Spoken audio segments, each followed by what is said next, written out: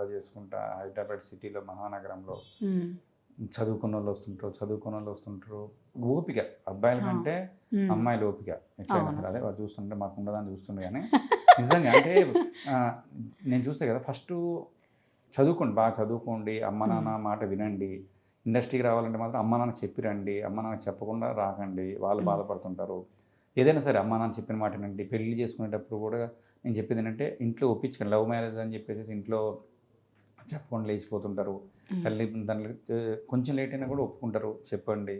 తర్వాత ఏదైనా సరే, చాలామంది సెన్సిటివ్ ఉంటారు అమ్మాయిలు, అన్ని అనవసరంగా అగాచాలు చేసుకుంటారు. అమ్మాయిలైనా అబ్బాయిలైనా కూడా అలాంటి నేను చెప్పేది ఏంటంటే, సెన్సిటివ్గా ఉండొద్దు. ఏదైనా కూడా ఎదుర్కోండి. దేనైనా సరే టకటక నేను చేయగలను, నేను చేస్తాను అనుకుంటే టకటకటగా ముందుకు వెళ్ళిపోండి. అంటే లేడీస్ గురించి ఏంటంటే, నాకు చెప్పినంతే లేడీస్ గురించి నా ఒపీనియన్ అయితే